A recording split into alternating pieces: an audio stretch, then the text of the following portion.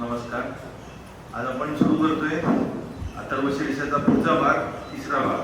तर आतापर्यंत काय केलं आपण थोडी एक रिव्हिजन करूया. पहिल्या भागात होतं तू एम आय, मी कोण आहे. हरि ओम नमस्ते गणपतये. त्वमेव प्रत्यक्षं तत्त्वमसि. त्वमेव केवलं कर्तारं. त्वमेव केवलं धर्तारं. त्वमेव केवलं हर्तारं. त्वमेव सर्वं खल्विदं ब्रह्मासि. त्वं साक्षात आत्मासि नित्यं. हे तुमची आयडेंटिटी आहे, म्हणजे तूच तत्व आहेस. त्या तत्वाबद्दल आज आपण परत बोलणार आहोत. थोडं ते रिपिटेशन आहे आजच्या पार्टमध्ये. तूच करणार आहेस, तूच सांभाळणार आहेस, तूच सगळं काही करणार आहेस. तू खरोखरीच ब्रह्म आहेस. तू नित्य असणारा आत्मा आहे. मी खरं बोलतोय, प्रिन्सिपल बोलतोय. उत्तम वचमी सत्यम वचमी अवत्वंवा. मग तुला काय करायचंय, तुझ्या काय ऍक्शन्स आहेत ते आपण दुसऱ्या पार्ट मध्ये बघितलं होतं. तर तुला तुझं रक्षण करायचंय. कशापासून? तू काय बोलतोयस त्याच्यापासून, तू काय ऐकतोयस त्याच्यापासून, तू काय देतोयस, दान करतोयस, तू काय घेतोयस, आणि तुझ्या संरक्षणाखाली जे कोणी आहे तुझे शिष्य किंवा तुझ्या प्रोटेक्शन मध्ये त्यांचं तुला रक्षण करायचंय. तिसऱ्या ह्याच्यात आपण बघितलं होतं सजगता, म्हणजे दिशांपासून सावधानता. तर याच्यात आपण पश्चिमेकडून, पूर्वेकडून, उत्तरेकडून, दक्षिणेकडून, वरून खालून, तर पश्चिम आणि पूर्व दिशेत त्यांनी दिलं होतं. पाठीमागे जे घडून गेले त्याच्यातून तू काय शिकलास आणि भविष्यात काय घडणार आहे तो त्यांनी अर्थ पण याच्यात गणक ऋषींनी घेतलेला आहे. तर ही सजगता हा तिसरा पाठ होता. तुझं तुला रक्षण करायचंय. आज आपण चौथा पाठ बघतोय की तुला समजलं, तुला उमगलं आणि आता तू ते आनंदाने अंमलात आणायला सुरुवात केलेली आहेस. तर तुला काय समजलं? तर यातल्या पहिल्या 4-5 लाईन आपण आज फक्त बघणार आहोत. त्वं वाङ्मयस् त्वं चिन्मय. तू वाङ्मय आहे, तू शब्द स्वरूप आहेस, तू शब्दांचा उगम आहेस. त्वं चिन्मय, तू चिन्मय स्वरूप आहेस, तू आनंद स्वरूप आहेस. जर इथे आपण बघितलं तर तू शब्दांच्या स्वरूपाचा आहेस, शब्दांचा उगम आहेस, तू चैतन्य स्वरूप आहेस, तू आनंद स्वरूप आहेस, तू ब्रह्म स्वरूप आहेस. त्वं ब्रह्ममय. तर इथे बघितलं आनंदमय, त्वं ब्रह्ममय, त्वं सच्चिदानंदात द्वितीयोसी. म्हणजे तू कोण आहेस? सच्चित आनंद आहेस. त्वं प्रत्यक्षं ब्रह्मासी. तू प्रत्यक्ष ब्रह्म आहेस. त्वं ज्ञानमयो विज्ञानमयोसी. बस इथपर्यंत आपण बघणार आहोत. खालचं घेणार होतो पण ज्ञानाचा पाठ बराच मोठा झाला, त्यामुळे पुढचा भाग आपण पुढच्या वेळेला घेऊया, ओव्हरडोस व्हायचा. तर त्वं वाङ्मयस्त्वं चिन्मय, त्वं आनंदमयस्त्वं ब्रह्ममय, त्वं सच्चिदानंदात द्वितीयोसी, त्वं प्रत्यक्षं ब्रह्मासी. हे सर्व एका ह्याच्यात तुम्ही ग्रुप करू शकता. आणि त्वं ज्ञानमयो विज्ञानमयोसी. त्याच्याकरता एवढा सगळा प्रपंच आहे. ज्ञान, विज्ञान, विपरीत ज्ञान, अज्ञान, स्वरूप ज्ञान, पदार्थ ज्ञान वगैरे वगैरे. त्याच्यात आज मला इथे जेव्हा सकाळी आलो तेव्हा मला इतकं बरं वाटलं की आज मी ज्या गोष्टीवरती सांगणार आहे तुम्हाला त्या याच्यात सुरुवात कुठून कुठून आहे. तर भगवद्गीतेत श्रीकृष्ण सांगतातच आहेत, जो विठोबाची मूर्ती आहे तो श्रीकृष्णाचाच अवतार आपण म्हटलो. विठोबा रुक्मिणी, श्रीकृष्ण रुक्मिणी. आज आपल्याला इथे ज्ञानेश्वर महाराजांचा चित्र आहे, तर ज्ञानेश्वरी मधले सगळे घ्यायचे. रामदास स्वामी आज दासबोधातून देखील आपल्याला मार्गदर्शन करणार आहेत, त्यांचं देखील आपल्याला बघायचंय. आणि अजून एक व्यक्ती मी आणलेले आहे, त्यांचं नाव आहे अष्टवक्र. अष्टवक्र गीतेतला काही भाग आपण बघणार आहोत, या ज्ञान, अज्ञान, विपरीत ज्ञानशी संबंधित. तर आपण पहिले सोपं काम करून घेऊया. सच्चित आनंद. तू चैतन्य रूप आहे, आनंद रूप आहे, ब्रह्म रूप आहे. बऱ्याच जणांनी ऐकला असेल हा शब्द, सच्चिदानंद. सच्चित आनंद म्हणजे नक्की काय? अस्तित्व, चैतन्य आणि आनंद. अस्तित्व विवेकानंदांच्या भाषणात बऱ्याच वेळेला येतं, you are eternal existence, eternal knowledge आणि एटर्नल ब्लिस. म्हणजे कधीही न ढळणारा, सतत टिकणारा, नित्य स्वरूपाचं अस्तित्व तुझं आहे. तू नित्य आहेस. तुझी खरी आयडेंटिटी काय आहे? तर तू नित्य टिकणारा आहेस. तुझ्याकडे सगळं काही ज्ञान आहे. जगातलं सगळं ज्ञान तुझ्या आतच आहे, बाहेर शोधायचीच गरज नाहीये. सो इटर्नल नॉलेज आणि इटर्नल ब्लिस, सगळा आनंद तुझ्या आतच आहे. जे उत्तर भारतातील बऱ्याच काय म्हणतात धर्मग्रंथात त्यांनी दिलेलं आहे, तुलसीदासांपासून वेगवेगळ्याही, अस्ति भाती प्रिया. तर अस्ति भाती प्रिया इज सेम एज अस्तित्व, चैतन्य आनंद किंवा सच्चित आनंद. आणि अष्टवक्र म्हणतात अमल चित रस. अमल म्हणजे प्युरिटी, चित्त म्हणजे इंटेलिजन्स आणि रस म्हणजे प्लीस. तर अष्टवक्राची गोष्ट आपण पहिले ऐकूया. काहोर ऋषी होते आणि सुजाता त्यांची पत्नी होती. तर काहोर ऋषींना थोडं जरा काय म्हणतात ते ज्ञानाचं थोडं वाटलं होतं की मला आता खूप येते, काय येते वगैरे, आणि ते बायकोशी बोलत असतात. आणि तेव्हा ते काहीतरी त्यांना श्लोक म्हणून दाखवतात, स्वतःचं ज्ञान दाखवत असतात सुजाताला. आणि ती प्रेग्नंट असते, तिला विशेष काही येत नसतं आणि ती ऐकत असते. आणि ती प्रेग्नंट 7व्या-8व्या महिन्यात असते, हात बाळ मोठं झालेलं असतं. आणि ते सांगत असताना श्लोक काहीतरी चुकीचा बोलतात, ग्रॅमॅटिकली काहीतरी मिस्टेक होते. आणि आतून आवाज येतो, हो तुम्हाला काय कळत नाही, तुम्ही चुकीचं बोलताय. काहोर ऋषीने तो राग म्हणतो, तू जन्माला नाही आला आणि आधीच मला शिकवायला सुरुवात केली, काय चालू काय? तू जन्माला येशील तेव्हा 8 ठिकाणी वाकडा म्हणून जन्माला येशील, अष्टवक्र असा जन्माला येशील. तो जन्माला असा विचित्र येतो बिंदू. आणि हे काहोर ऋषी जे असतात ते जनकाच्या दरबारी जातात, त्यांचं काय म्हणतात ते काम मिळावं, त्यांनी त्यांना द्यावं पुरोहिताचं किंवा मेन गुरुचं.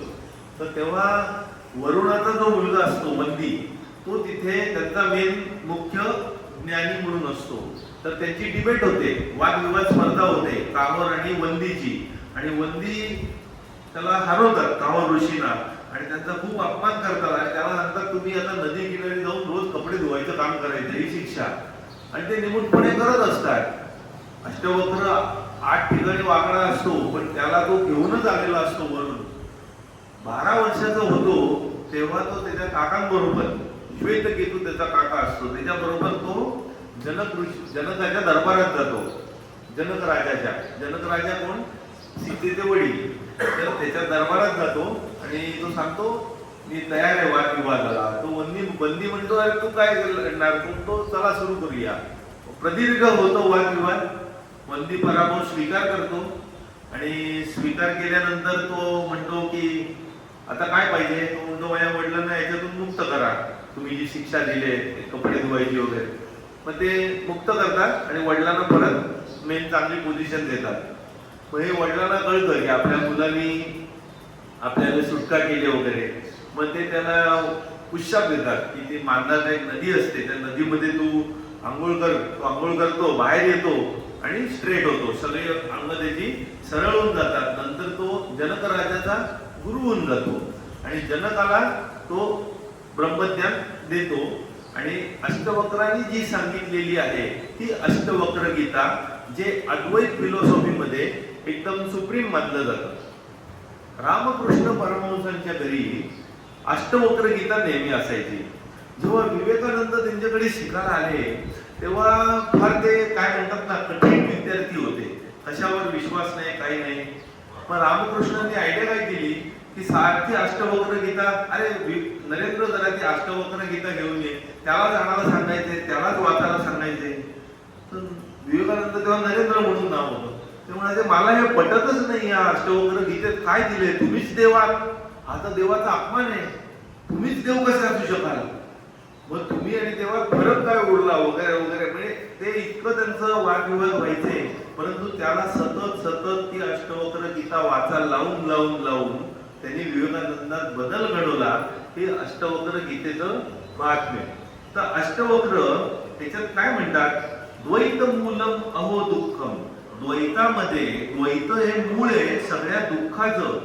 न अन्यत अस्य अस्ति भेषजम. ह्याला काही उपाय नाहीये, या दुःखाला उपायच नाहीये द्वैतामध्ये, दुसरी काही रेमेडी नाहीये.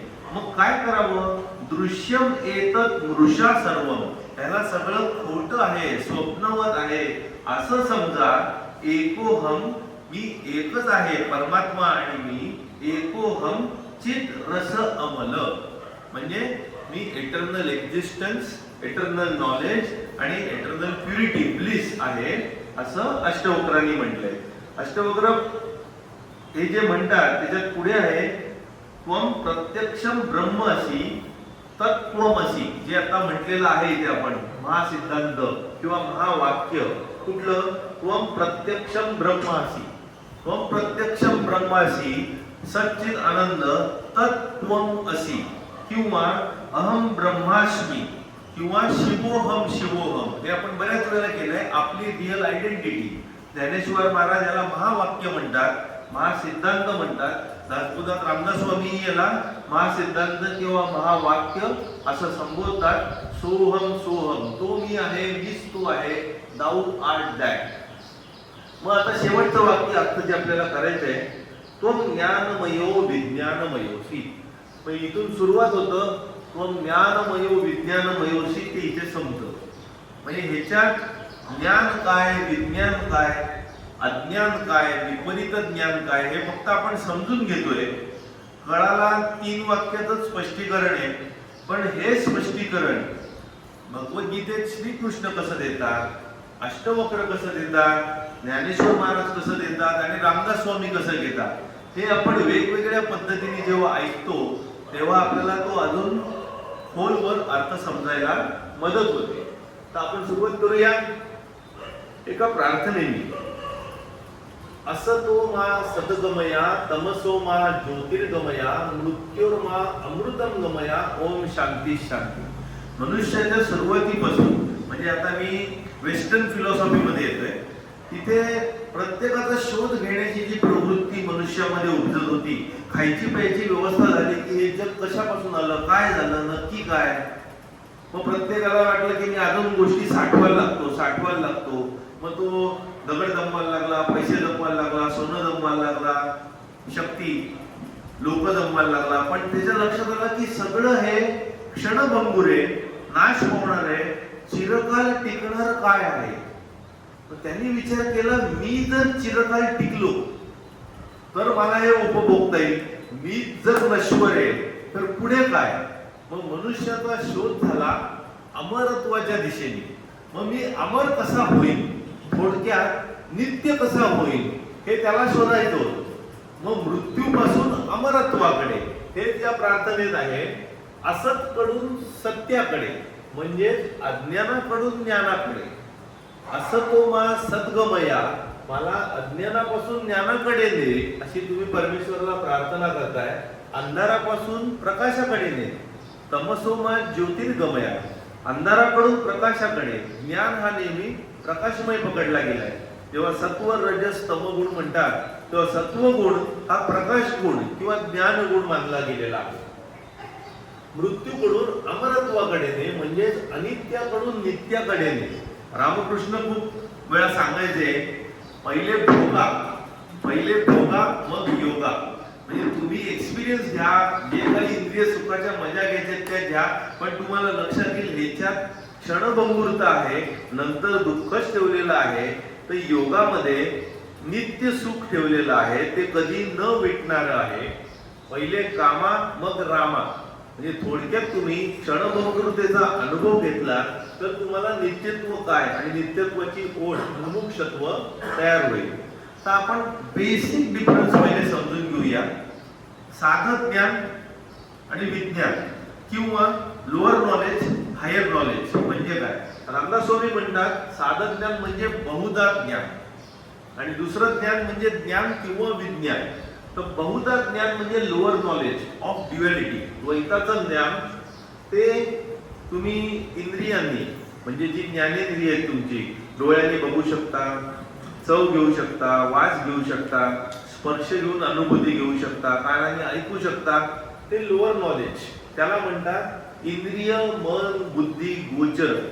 गोचर म्हणजे त्याने तुम्हाला अंडरस्टँड, परसिव्ह झालं. हे जेव्हा ज्ञान तुमच्याकडे येतं तेव्हा तुम्ही म्हणता मला अनुभव आला.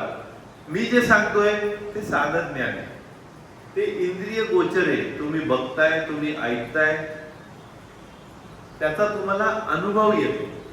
त्याला परोक्ष ज्ञान असं देखील म्हणतात. आणि हे वेस्टर्न फिलॉसॉफी, वेस्टर्न कल्चरमध्ये खूप एक्स्ट्रीम झालेलं होतं विवेकानंदांच्या काळात. पण त्यामुळे वेस्टर्न सिव्हिलायझेशननी नेचरवरती, निसर्गावरती बरंच प्रभुत्व मिळवलं होतं आणि ते जास्त सुखवस्तू झाले होते.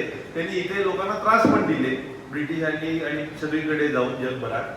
तर आता विज्ञान, हायर नॉलेज म्हणजे काय, तर अद्वैताचं ज्ञान, अद्वैताचं नॉलेज म्हणजे विज्ञान. ते अगोचर आहे, म्हणजे मन, बुद्धी आणि इंद्रिय यांच्या पलीकडे आहे. ते तुम्ही ग्रास्प करू शकत नाही तुमच्या या भौतिक इन्स्ट्रुमेंटनी. You cannot catch infinite with finite असं विवेकानंद म्हणतात. ते हेच, जेव्हा हे ज्ञान तुम्हाला प्राप्त होतं तेव्हा तुम्हाला त्या ज्ञानाची अनुभूती होते असं म्हणतात. तो अनुभव नसतो आणि त्याला अपरोक्ष ज्ञान असं म्हणतात. तो विवेकानंद म्हणतात east has to contribute spiritual knowledge to world and west has to contribute material knowledge of the world. तर रामदास स्वामी सांगतात 64 कला 14 विद्या सिद्धी हे ज्ञान नव्हे. त्यांच्यामध्ये हे आहे बहुधा ज्ञान. 64 कला 14 विद्या सिद्धी हे ज्ञान नव्हे. दुर्दैवाने आजची जी एज्युकेशन सिस्टीम आहे, शाळा कॉलेजमध्ये जे शिकवतात ते हेच शिकवतात. पूर्वीच्या गुरुकुलात हे ज्ञान देखील द्यायचे, परंतु ते स्पिरिच्युअल ज्ञान, आध्यात्मिक ज्ञान देखील द्यायचे. ऐसी जाणे अंतरस्थिती, ऐसी जाणे अंतरस्थिती तयासी परमज्ञाता म्हणती. म्हणजे जगात ज्यांना 64 कला आहेत, 14 विद्या आहेत, सगळी पुस्तकं रटलेली आहेत, केबीसी मध्ये पहिला नंबर येतोय, तो एकदम परमज्ञानी असं जग म्हणतं. पण रामदास स्वामी म्हणतात परंतु जेणे मोक्ष प्राप्ती ते हे ज्ञान नव्हे. जे मोक्ष प्राप्तीपर्यंत तुम्हाला नेतं ते खरं ज्ञान असं रामदास स्वामी सांगतात. ज्ञान म्हणजे आत्मज्ञान. पहावे आपणासी आपण या नाव ज्ञान. पहावे आपणासी आपण म्हणजे ज्या सगळ्या दिशांपासून तुम्हाला प्रोटेक्शन करायचं आधी आपण बघितलं होतं, त्यात एक दिशा राहिली ती म्हणजे आतली अंतर्मुख होण्याची दिशा. त्यामुळे सद्गुरू ईशा फाउंडेशन ते म्हणतात the only way out is in. म्हणजे मुक्तीसाठी आत वळा. पहावे आपणासी आपण या नाव ज्ञान. मुख्य देवास जाणावे सत्य स्वरूप ओळखावे नित्यानित्य विचाराने. मुख्य देव म्हणजे जे खरं नॉलेज आहे, जो खरा देव आहे त्याला ओळखावं. सत्य स्वरूप अल हक, जे खरं सत्य आहे ते ओळखावं. नित्य अनित्य विचाराने. नित्य अनित्यातला जो विचार आहे त्याला म्हणतात सारासार विचार. सार आणि असार ह्याच्यातला फरक. जसं शंकराचार्यांचं चरपट पंजरिकेत आपण एक श्लोक घेतला होता, प्राणायामम प्रत्याहारम नित्य अनित्य विवेक विचारम. तर हा नित्य अनित्य जो विवेक आहे तो ते ज्याला कळलं त्याला ते ज्ञान प्राप्त झालं. येथ दृश्य प्रकृती सरे. म्हणजे हे ज्ञान जेव्हा तुम्हाला प्राप्त होतं आत्मज्ञान, तेव्हा दृश्य जे डोळ्याने तुम्ही बघताय ते स्वप्न विरून जातं, ते उरत नाही. पंचभौतिक ओसरे, जे पंचमहाभूतांनी बनलेलं आहे त्याचं तुमचं चित्र निघून गेलेलं आहे.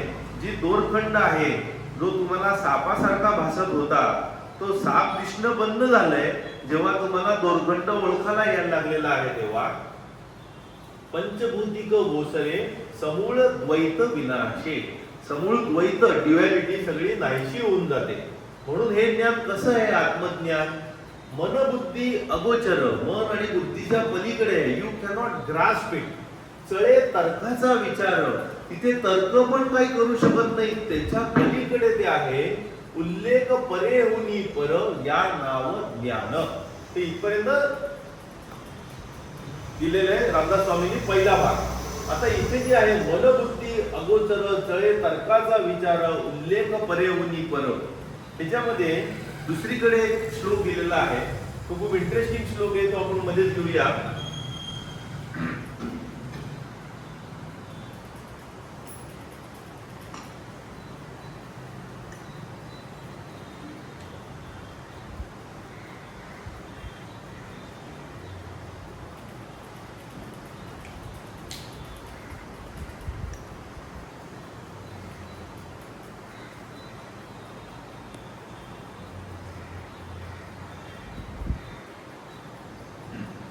यस्य मतम यस्य अमतम तस्य मतम यस्य मतम न वेदसः. आता हे जरा गुंतागुंतीचा विषय आहे. यस्य अमतम तस्य मतम यस्य मतम न वेदसः अविज्ञातम विजानताम विज्ञातम अविजानताम. म्हणजे ज्याचं मत आहे की मला सगळं कळलंय परमात्म्याबद्दल, त्याला काहीच कळलेलं नाहीये. आणि जो म्हणतो मला हे कळण्याच्या पलीकडे त्याला खरं कळलंय, असं हा श्लोक सांगतो.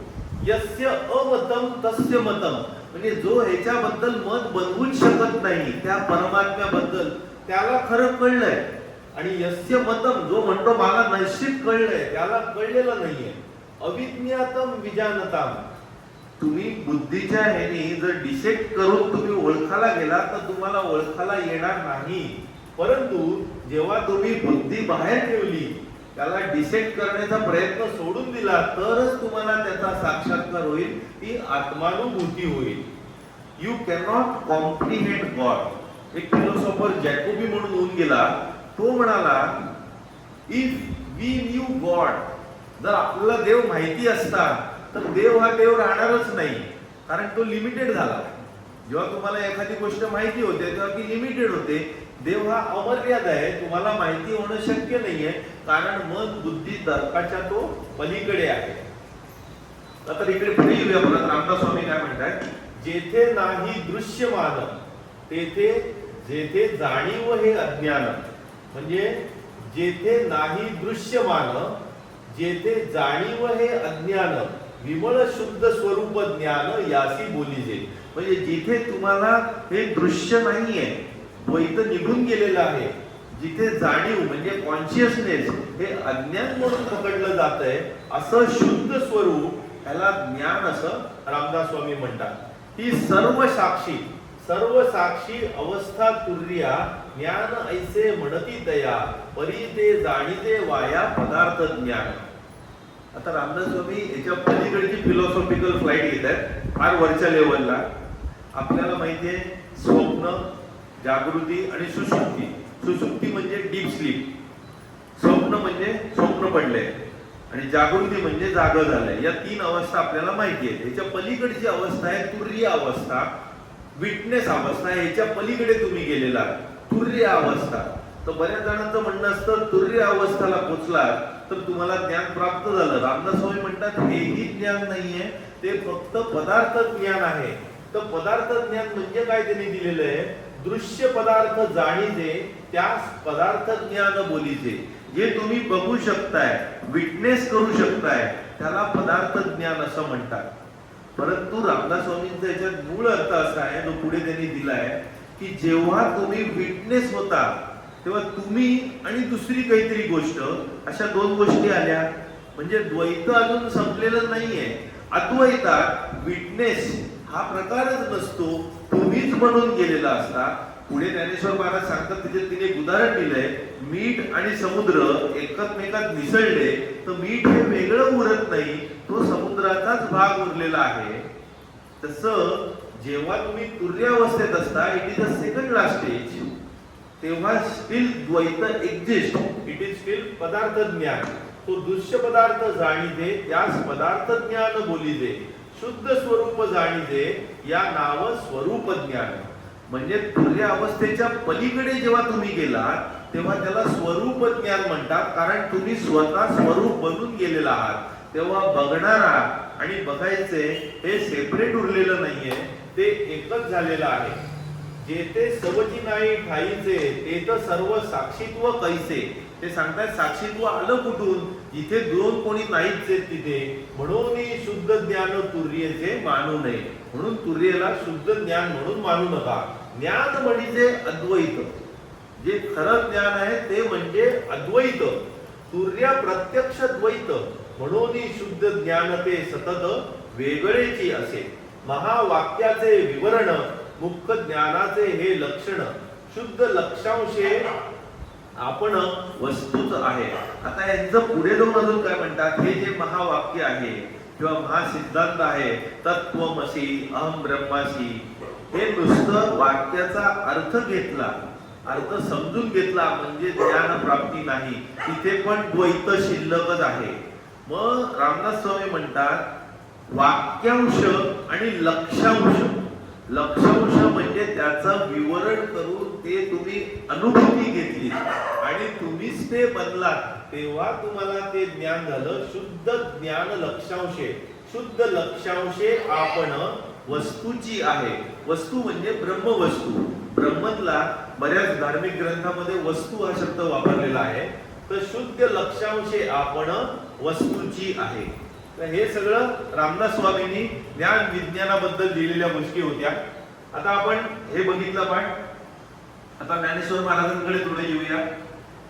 ज्ञानेश्वर महाराज म्हणतात ज्ञान ज्ञेय तथा ज्ञाता त्रितय नास्ति वास्तवम. म्हणजे ज्ञान ज्ञेय ज्ञाता म्हणजे जे नॉलेज घ्यायचंय, ज्या इन्स्ट्रुमेंटनी ते नॉलेज घ्यायचंय. म्हणजे आपल्याला नॉलेज हे ज्या गोष्टी आहेत किंवा जे पुस्तकात लिहिलेलं आहे, इन्स्ट्रुमेंट म्हणजे डोळे, मन, बुद्धी, त्यांनी ते घ्यायचंय.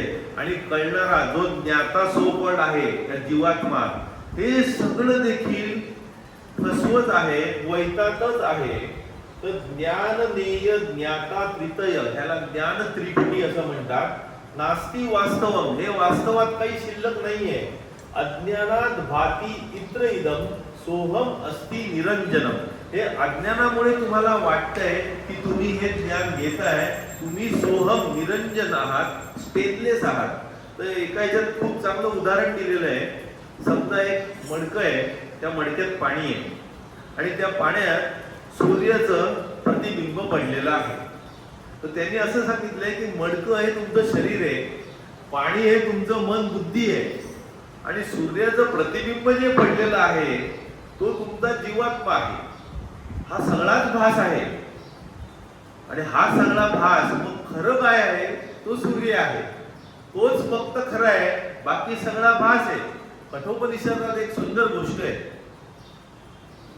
दोन पक्षी असतात, एका झाडाच्या दोन फांद्यांवरती, एक वरती फांदी असते, एक खालती फांदी असते.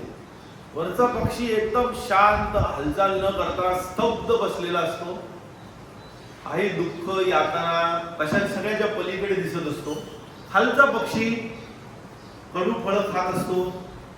ती कडू दिसल्यावर थुकून देतो, गोड फळं खातो, गोड फळं खाल्ल्यावर तो खूप खुश होतो आणि असं त्याचं काम चालू असतं. आणि एक दिवशी असं होतं की त्याला खूपच कडू फळं येतात खायला. तो वैतागतो, ती कडू फळं टाकतो आणि थोडा वरच्या फांदीकडे येतो, वरच्या पक्षाच्या जरा जवळ. वरचा पक्षी खूप वरती असतो, थोडा वरती येतो, परत फळं खायला सुरुवात करतो. तिथे परत फळं दिसतात. मग कडू गोड तिथे कडू खाऊन तो कंटाळतो, अजून वरती जातो, अजून वरती जातो आणि एक वेळ अशी ते त्याला सगळ्या फळांचा वीट येतो. ते कडू पण नको आणि गोड पण नको.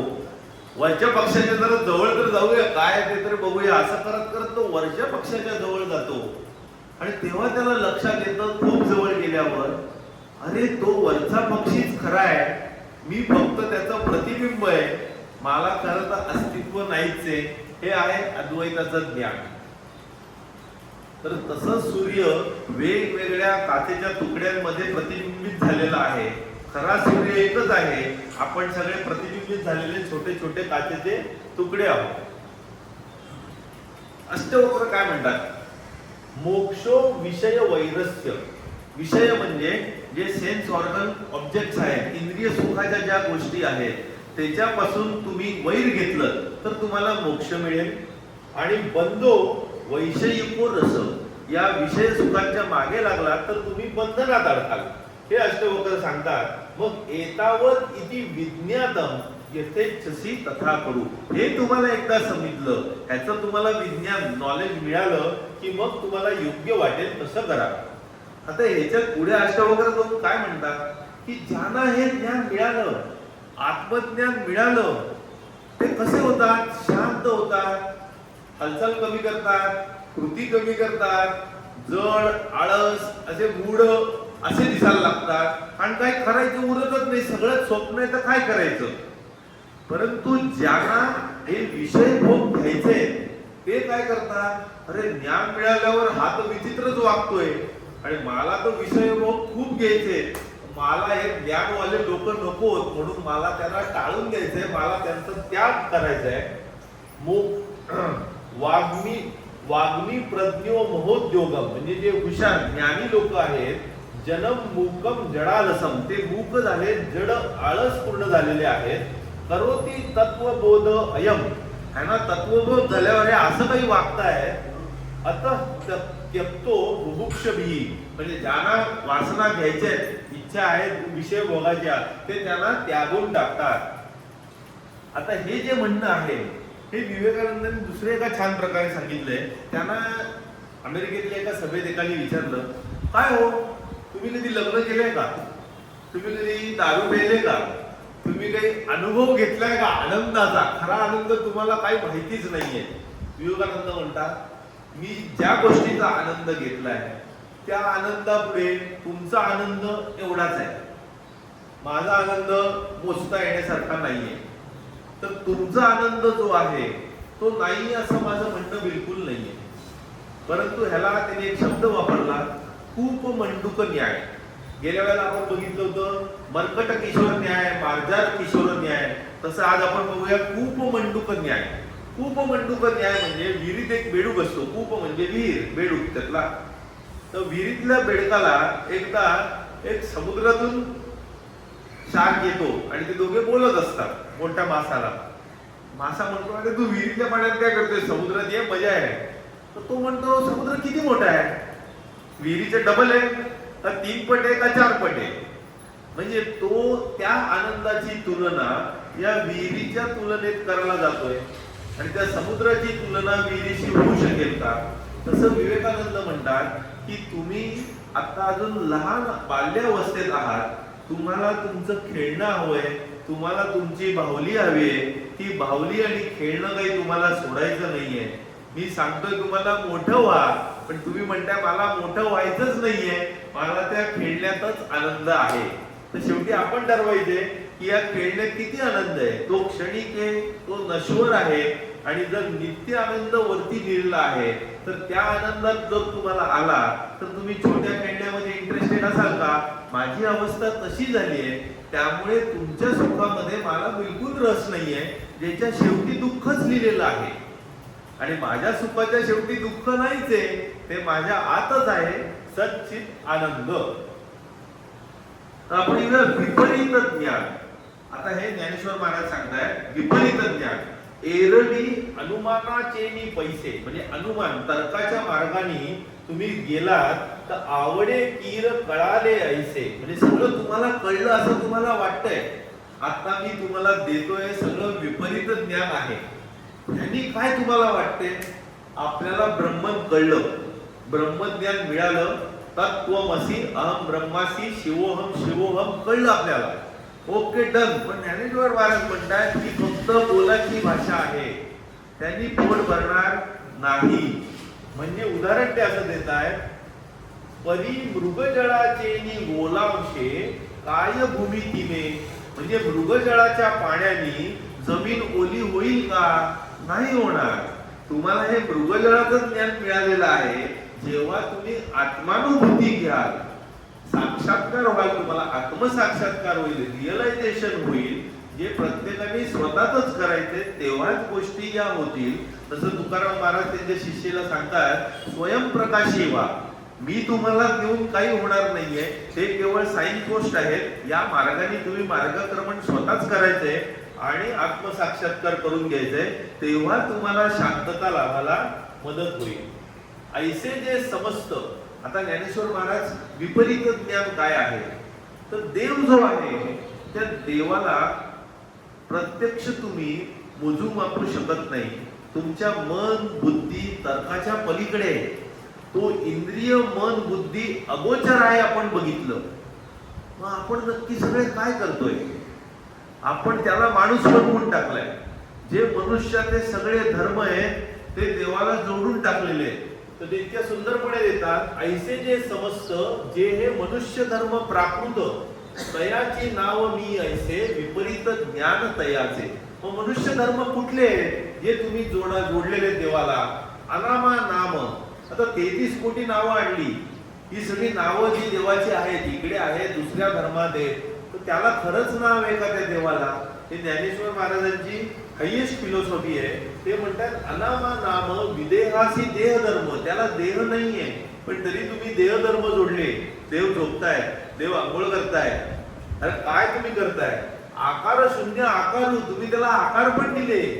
निरुपाधिका उपचारू, त्याला कुठली उपाधी नाही, त्याला उपाधी दिली. विधी विवर्जिता व्यवहारू आचार अधिक, वर्णहीना वर्णू, हा काळा आहे, हा गोरा आहे, हा निळा आहे. गुणातीता गुणू, पुढे अथर्वशीर्षक येणार आहे. त्वम गुणत्रयात्मक, म्हणजे तिच्या पलीकडे आहे. तसं हे पण म्हणतात गुणातीत आहे तू, तरी त्याला तुम्ही गुण म्हटलेले आहेत वेगवेगळे. अचरणाचरणू, पाय नाहीयेत तरी पाय दिलेत, हात नाहीयेत हात दिलेत. तो त्याला मान अपमानाच्या पलीकडे तरी तुम्ही मानी केले. सर्व गतासी, जो सगळीकडे जाऊ शकतोय, त्याला तुम्ही स्थान दिलंय. चोखा मेळ्याने जेव्हा दरबारात केलं होतं, तेव्हा कुठे पाय ठेवेल तिथे पिंड जी आली, ते सर्व गतासी स्थान हे ओढण्यासाठी त्यांनी ते दाखवलेलं होतं. अश्रवणा स्तोत्र, त्याला ऐकण्यासाठी असे कान नाही तरी तुम्ही कान दिले, त्याला सगळंच कळतंय. अगोत्रासी गोत्र, अरूपा रूप, अव्यक्तानी व्यक्ती, स्वयं तृप्ता तृप्ती. तर हे सगळे जे तुम्ही गोष्टी त्याला जोडलेल्या आहेत, ते मनुष्याचे प्राकृत धर्म त्याला जोडलेले आहे. त्याला विपरीत ज्ञान असं ज्ञानेश्वर म्हणतात. तर आता आपण येऊया पुढच्या फायनेस्ट पॉइंट कडे. ज्ञानेश्वर महाराज म्हणतात भक्तियोग, जे जे भेटेल भूत. नीट ऐका, जे जे भेटेल भूत, कुठलीही भूत गोष्टी तुम्हाला मिळाली, म्हणजे अचल चल, म्हणजे चादर आहे, हे बोर्ड आहे, तुम्ही आहात, मुंगी आहे, कुत्रा आहे, कुठलंही जे जे भेटेल भूत, ते ते मानिजे भगवंत, हा भक्ती योगू निश्चित जाण माझा. जे जे भेटेल भूत, ते ते मानिजे भगवंत, हा भक्ती योगू निश्चित जाण माझा. ईशा फाउंडेशनचे सद्गुरू जे आहेत, ते आता मध्ये कोणाला भेटायला गेले वगैरे, तिकडे खूप गर्दी होती, तर ते काय म्हणाले की आज मला भेटताना तुमच्या डोळ्यात पाणी आहे, तुम्ही इतके खुश आहात, मला एक प्रॉमिस द्या की तुम्ही आजपासून कोणालाही भेटला तर मला भेटताना तुमच्या ज्या भावना आल्या त्याच भावना येऊ देत, म्हणजे तुम्हाला परमेश्वर कळला. जे ज्ञानेश्वर महाराजांनी 12व्या शतकात म्हणून ठेवलेला आहे. अथवा भावनैतेन, आता श्रीकृष्णांकडे आपण येतोय, भगवद्गीतेचा शेवटचा पाठ. अथवा भावनैतेन किं ज्ञातेन भवार्जुन विष्टभ्याम इदं कृष्णम एकांशेन स्थितो जगत. जेव्हा तुम्ही भक्तियोग केला, सगळीकडे प्रत्येक भूतमात्रात तुम्ही देव बघायला सुरुवात केली आणि नमस्कार करायला सुरुवात केली, तर तो भक्तियोग परफेक्ट झाला. हा भक्तियोग निश्चितच जाण माझा. पण त्याच्यानंतर श्रीकृष्ण सांगतात, असे जे सतत भक्तियोगात असतात त्यांना मी स्वतः ज्ञान प्रदान करतो. त्यांना वेगळं ज्ञान द्यायची गरज नाही. माझ्या कृपेने, माझ्या ग्रेसनी त्यांना ज्ञान प्राप्ती होते. तेषां सतत युक्तानां भजतां प्रीतिपूर्वकं ददामि बुद्धियोगं तं येन माम उपयाद्यते. मी त्यांना बुद्धियोग देतो, त्यांनी ते मला येऊन मिळतात. मग श्रीकृष्ण सांगतात, मी तुला थोडक्यात सांगतो की असं समजून घे, जे काही दिसतंय त्या सगळ्या ह्याच्यात मी आहे आणि मी माझ्या एका अंशाने हे जगत जे आहे ते तोलून धरलेलं आहे. मी खरा खूप या जगाच्या पलीकडचा आहे आणि खूप मोठा आहे, त्याची तू विचारच करू शकत नाही, कारण विचाराच्या पलीकडे आहे. भगवद्गीतेत पुढे श्रीकृष्ण सांगतात की तुम्ही जो अभ्यास करता, मेकॅनिकल प्रॅक्टिस, कर्मकांड, त्याच्यापेक्षा ज्ञान हे श्रेष्ठ आहे. ज्ञानापेक्षा ध्यान, मेडिटेशन, म्हणजे आत नजर लावून तुम्ही धारणा, ध्यान, समाधी करणं श्रेष्ठ आहे. आणि त्याच्यापेक्षाही श्रेष्ठ जे कर्म केल्यावर तुम्हाला फळ मिळतंय, ते फळाचा त्याग करणं, ईश्वराप्रती अर्पण करणं, ते त्याच्याही पेक्षा श्रेष्ठ आहे. श्रेयो हि ज्ञानम अभ्यासात ज्ञानात ध्यानम विशिष्यते. ध्यानात कर्मफल त्याग, त्यागात शांती निरंतर. हा त्याग जेव्हा कर्मफळाचा तुम्हाला कराल तेव्हा तुम्हाला शांती मिळेल. जे अथर्वशीर्षात गणक ऋषी सांगतायत, आज शांतता, बाहेर उत्कृष्टता. भगवद्गीता बॅलन्स आणा डोलकाठीनी ज्ञान आणि विज्ञानामधला, तो ज्ञानमयो विज्ञानमयोशी. आता आपण बघूया हे जे ज्ञान आणि विज्ञान आहे त्यात त्यांनी काय दिले अजून. अध्यात्म ज्ञानम नित्यत्वम तत्वज्ञान अर्थदर्शनम एतज्ञानम इति प्रोक्तम अज्ञानम यत अन्यथा. म्हणजे ज्या ज्ञानाने तुम्हाला मोक्ष प्राप्ती मिळते ते खरंच अध्यात्म ज्ञान, आणि बाकी सगळं जे आहे ते अज्ञान आहे असं तुम्ही पकडा. आता ज्ञानेश्वर महाराज सांगतात जे आकाशाहुनी वाढ, म्हणजे आकाशापेक्षा मोठं आहे खरं ज्ञान. आकाशाहुनी वाढ जे अव्यक्ताची पहिलं कड, प्रकृतीचा पहिलं तीर आहे, जे भेटलिया अपाडापाड पडो नेदी, म्हणजे साम्य असाम्य भेदाभेद उरत नाही, जे तुम्हाला ज्ञान प्राप्त झाल्यावर तुम्ही समत्व बुद्धीने सगळीकडे बघायला लागतात.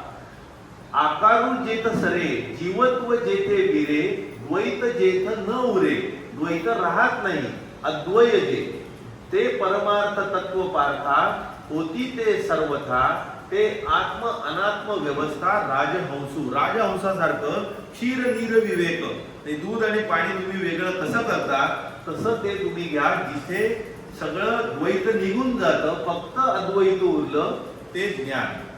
आता या ज्ञान आणि अज्ञानातला हा जो पार्ट आहे, हा फक्त एकाच पॉइंट मध्ये सत्व, रज आणि तमगुण, जे 3 गुण आहेत, भगवद्गीतेतला पाठ येतो सत्व, रज, तमगुण. तर सत्वगुण आले की तुमच्यात ज्ञान प्राप्त झालं, रजगुण आले की लोभ प्राप्त झाला, आणि तमगुण झाले की मोह, प्रमाद, डिल्युजन ह्याच्यात तुम्ही अडकून बसले आळसामध्ये. म्हणून त्यांनी म्हटलंय सत्वात संजायते. श्रीकृष्ण सांगतायत सत्वात संजायते ज्ञानम. सत्वगुण तुमच्यात जमायला लागले की ज्ञान प्राप्त व्हायला लागतं.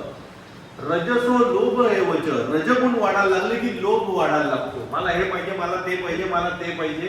प्रमाद मोह तमसो, प्रमाद म्हणजे मस्ती, आळस, अज्ञान. तमस गुण आले की भवत अज्ञानमेवच, म्हणजे ज्याच्यात तमस गुण जास्त आहे तो अज्ञानी, ज्याच्यात सत्वगुण जास्त आहे तो ज्ञानी, आणि सत्वगुण खूप जास्त झाले तो ज्ञान प्रकाश झाला. सत्वगुण ज्याच्यात आहे त्याच्यात भगवद्गीतेत श्रीकृष्ण सांगतात सगळे व्हर्च्यूज आहेत, सगळे गुण आहेत, आणि ज्याच्यात तमगुण जास्त आहे त्याच्यात सगळे अवगुण आणि दुर्गुण भरलेले. तर एखादा दुर्गुणी दिसला तर समजा त्याच्यात तमोगुण जास्त आहे, आणि एखादा सद्गुणी दिसला तर त्याच्यात सत्वगुण जास्त आहे. हे त्या 2 श्लोकात भगवद्गीतेत श्रीकृष्ण सांगतायत. अभयम सत्व संशुद्धी ज्ञान योग व्यवस्थिती, दानंदमश्च यज्ञश्च स्वाध्यायस्तप आर्जवम. आणि पुढे त्यांनी अजून 10-15 गुण दिलेले, म्हणजे ज्ञान योग व्यवस्थित, सत्व संशुद्धी, सत्व गुण वाढले की तुमच्यातले चांगले गुण वाढीस लागतात. म्हणून शंकराचार्य सांगतात चरपट पंचरिकेत चांगली संगती ठेवा. संगती चांगली असेल तर ज्ञान सत्व गुण वाढायला मदत होते. त्याच्या उलट दंभो दर्पो अभिमानश्च क्रोध पारुष्यमेवच अज्ञानंच अभिजातस्य पार्थ संपदम आसुरी. म्हणजे जे अज्ञानी आहे ते कुठून आलं तर ही जी आसुरी क्वालिटी आहे ती अज्ञानामुळे आलेली आहे, ते अज्ञानी लोक असतात. म्हणून पूर्वीच्या काळी कोर्ट कचेऱ्या जास्त नसायचे, तेव्हा लॉ कुठून यायचा? शास्त्रामधून, शास्त्रोक्त जे आहे. म्हणून तस्मात् शास्त्र प्रमाणम ते कार्य व्यवस्थित ज्ञात्वा शास्त्रम विधानोक्ता कर्म कर्तुम इह अर्हसि. म्हणजे त्यामुळे शास्त्रानुसार तुम्ही वागलात तर सत्वगुणांच्या दिशेने वागाल. श्रीकृष्ण भगवद्गीतेत जेव्हा ज्ञानाबद्दल बोलतात तेव्हा काही ठिकाणी त्यांनी म्हटले गुह्य ज्ञान. अर्जुना मी तुला गुह्य ज्ञान देतोय. गुह्य म्हणजे सिक्रेट, गुह्य ज्ञान म्हणजे नॉलेज ऑफ आत्मा, आत्म्याचं ज्ञान गुह्य ज्ञान. काही ठिकाणी त्यांनी म्हटले गुह्यतर ज्ञान म्हणजे मोर सिक्रेट नॉलेज. म्हणजे काय? आत्म्याची जी शक्ती आहे, क्वालिटी आहे, आत्म्याच्या ज्या पॉवर आहेत, जे सगळीकडे आहे, सर्व ज्ञानी आहे, सर्व शक्तिमान आहे, ते सगळ्या पॉवरीत गुह्यतर ज्ञान. आणि गुह्यतम म्हणजे हायेस्ट नॉलेज, सिक्रेट नॉलेज. म्हणजे त्याला भक्ती कशी करावी हे भक्तीचं ज्ञान त्यांनी गुह्यतम म्हटलेलं आहे. कारण ज्यांचं मन शुद्ध झालेलं नाहीये, सात्विक झालेलं नाहीये, त्यांना गुह्यतम ज्ञान मिळूच शकत नाही. म्हणून अष्टांग योगात देखील आपण बघतो यमनियमानी सुरुवात होते. पहिले सात्विक गुण जमवा, मग तुम्हाला गुह्यतम ज्ञान मिळू शकेल. तर आता शेवटचे 3 पॉइंट, सात्विक ज्ञान, राजसिक ज्ञान आणि तामसिक ज्ञान म्हणजे काय हे श्रीकृष्णांनी काय म्हटले आणि ज्ञानेश्वरांनी त्याचा अर्थ सांगितलाय, तेवढं बघून आपण संपवतो. तर सात्विक ज्ञान, राजसिक ज्ञान, तामसिक ज्ञान आतापर्यंत आपण बोललेलोच आहोत. त्याचीच समरी असं समजूया. सर्वभूतेषु येनैकं भावमव्ययम् ईक्षते अविभक्तं विभक्तेषु तज्ज्ञानं विद्धि सात्विकम्. सगळ्यांमध्ये एकच आहे, तो माझ्यात पण आहे, हे ज्यांनी ओळखलं त्याला सात्विक ज्ञान मिळालं. सर्वभूतेषु येनैकं भावम अव्ययम, तो न तुटणार आहे, आपण जोडलेलो सगळे. ईक्षते अविभक्तम विभक्तेषु, तो जो खरा आत्मा आहे तो अविभक्त आहे, त्याला मोडू शकत नाही, पण आपण विभक्त दिसतोय. अविभक्तम विभक्तेषु तज्ज्ञानम विद्धि सात्विकम, त्याला सात्विक ज्ञान असं म्हणतात. ज्ञानेश्वर महाराज म्हणतात सात्विक ज्ञान चोखडे, चोखडे म्हणजे एकदम शुद्ध, जयाच्या उदयी ज्ञेय बुडे. सात्विक ज्ञान मिळाल्यावर ज्ञेय, नाता, ज्ञाता हे सगळं बुडून गेलेलं आहे. ज्ञाते निशी, ज्ञाते पण बुडला, ज्ञेय पण बुडला. पाणी मीठ धुता, पाण्यात मीठ धुताना जसं मीठ विरघळून गेलं, तसं सात्विक ज्ञान झाल्यावर काय ज्ञान घ्यायचं, कशाने घ्यायचं आणि कोण घेणार हा भेद उरला नाही. तुम्ही अद्वैतात झाला. तैसे ज्ञाने जेणे करिता ज्ञान व्यापे पहावे, जाणता ना जाणणे जाणावे उरे. म्हणजे जाणणं काय, जाणावे काय हे काही उरतच नाही. तैसी जया ज्ञानाची हाता न लगेची दृश्य कथा, ते ज्ञान जाण सर्वता सात्विक. म्हणजे दृश्य भान काही राहत नाही, तुम्ही अद्वैतात गेलेला आहे, ते सगळी माया नाहीशी झालेली आहे. आता राजसिक ज्ञान, राजसिक ज्ञान म्हणजे जे भेदाभेदाचं ज्ञान आहे. तू वेगळा, मी वेगळा, तुझं नाव काय, कुठून आला, काय आला. जेव्हा शंकराचार्य बाहेर पडले आणि चाललेले होते, आता आपला अथर्व शीर्ष झाल्यावर आपण निर्वाण षटकांकडे येणार आहोत, तेव्हा ही गोष्ट येणारच आहे. तो पहिल्यांदा जेव्हा ते बाहेर जात होते गुरुच्या शोधार्थ, तेव्हा एका ह्याच्यात त्यांचे गुरु बसलेले होते आणि ते आत बसलेले होते. त्यांना कळलं हा मुलगा येतोय एकदम यंग. ते म्हणतात कोण आहेस तू, काय नाव तुझं, कुठून आला. तेव्हा ते निर्वाण षटकम सांगायला सुरुवात. मनोबुद्धी अहंकार चित्ताने नाव, मी हे नाही, मी ते नाही, मी ते नाही. आणि प्रत्येकाच्या शेवटी सांगतात शिवोहम शिवोहम, मीच शिव आहे, शिवच माझ्यात आहे, मीच शिवामध्ये आहे. म्हणजे तिथे त्यांनी त्यांची खरी आयडेंटिटी सांगितली. तर जी खरी आयडेंटिटी ज्यांना कळली नाही ते राजसिक ज्ञान. पृथकत्वेन तु यत् ज्ञानम नाना भावान पृथक विधान. प्रत्येकात तुम्ही वेगवेगळं बघताय. व्यक्ती सर्वेषु भूतेषु तद ज्ञानम विद्धि राजसम. म्हणजे नाव, रूप, रंग ह्यानी जेव्हा तुम्ही ओळखायला लागता पदार्थ ज्ञान, ते राजसिक ज्ञान झालं. जे भेदाभेदाची कास धरून चाले, नामी रूप दुरावले अद्वैत जया. नाम आणि रूपाने अद्वैतापासून ते दूर गेलेले, द्वैतात आलेले आहे भेदाभेदामुळे. का वस्त्रात, आणि वस्त्र जे आहे ते बघताना तुम्ही त्याच्या तंतूंपासून दूर गेला, आणि वस्त्रावर जर चित्र काढलेलं असेल तर तुम्ही वस्त्रापासून दूर गेला. म्हणजे वस्त्रावरचं चित्र बघताना त्यातले तंतू विसरू नका, वस्त्र बघताना तंतू विसरू नका, तर तुम्हाला सगळं ज्ञान आहे. जे राजसिक ज्ञान आहे ते ज्ञानेश्वर महाराज म्हणतात का वस्त्रपणाचे आरोपे मूर्खाप्रती तंतू हारपे, नाना मुग्धा पटू लोपे दावनी चित्र. त्या कागदावरचं चित्र बघताना मूर्खासारखे तुम्ही वस्त्र नाहीसं झाले असं समजायला लागलेला. म्हणजे तुम्हाला साप दिसायला लागल्यावर दोन खंड दिसेन असं झालेला आहे. तैसी जया ज्ञाना जाणोनी भूत व्यक्ती भिन्ना भिन्ना. तैसी जया ज्ञाना जाणोनी भूत व्यक्ती भिन्ना भिन्ना. ऐसे बोधाची वासना निमोनी गेली. म्हणजे ऐक्याची जी वासना आहे, ऐक्य बोधाची वासना निघून गेलेली आहे, ते राजसिक ज्ञान. तैसे पदार्थ भेद बहुवसू. पदार्थ भेद बहुवसू म्हणजे अनेकत्व आलं. जाणोनी लहान थोर वेश, म्हणजे तिथे तुम्ही डिफरन्शिएट करताय. आतले ते राजस ज्ञान, त्याला राजस ज्ञान पावलेलं आहे. आता शेवटचं तामसिक ज्ञान. ज्ञानेश्वर महाराज नुसतेच मवाळ नाहीये, त्यांची भाषा खरमरीत आणि तलवार काढूनच बोलतात. ते तामसिक ज्ञानाबद्दल आपल्यालाही आश्चर्य वाटतं की त्यांची प्रतिभा काय आहे. तर ते याच्यात श्रीकृष्ण पहिले काय सांगतात, यत्तु कृष्णवद एकस्मिन. यत्तु कृष्णवद एकस्मिन म्हणजे सगळं काही एकच आहे, एकातच सगळं काही असं त्यांची चुकीची समजूत असते. कार्य सत्तम अवैतुकम म्हणजे विदाउट रिझन तुम्ही एका गोष्टीतच सगळं विश्व समजायला लागलात. अतत्वार्थम विदाउट एनी साऊंड रिझनिंग. आणि अल्पमच विच इज व्हेरी ट्रिवियल, ते ज्ञान तामसिक ज्ञान असं म्हटलं जातं. उदाहरणार्थ तुम्ही शरीरच देव आहे असं म्हणायला लागला, किंवा काही जण तुम्हाला दिसतात, तुम्ही पाहता, ऐकता, वाचता की पैसाच देव आहे, दुसरं काही नाही, पैशातच देव. मिडास राजाची गोष्ट आपण पण लहानपणापासून ऐकत आलेलो, सोनच देव आहे, पैसाच देव आहे. त्याच्यात जेव्हा तुम्ही अडकून राहिला तेव्हा ते तामसिक ज्ञान झालं. ऐसेनी विश्व सकळ जेणे विषची जाणीते केवळ, म्हणजे त्याला तो भोग विषय समजतोय. विष म्हणजे भोग विषय, मानिते सकळ तया जाणे एक फळ देह भरण. देहाचं भरण फक्त भोग घ्यायचे या जगात, त्याच्यासाठीच आपण जन्माला आलोय आणि सगळं जग माझ्या भोगासाठीच आहे असं तुम्ही समजायला लागलात तर त्याला तामसिक ज्ञान असं म्हणतात. इथे पाप काय, पुण्य काय, चांगलं काय, वाईट काय, काही पडलेलं नाहीये. अग्नीत घातलेलं, अग्नी जसं सगळं भक्षण करून टाकतो, चराला गेलेली बकरी सगळं चरत जाते, चांगलं काय वाईट काय भेदाभेद उरलेला नाही, ते तामसिक ज्ञान. येरे पाप पुण्य अधिके ते आगवेची करोनी लटके, हितमानी अग्निमुखे चरणे जे का. तेही ज्ञान इया भाषा बोलिले तो भावो ऐसा.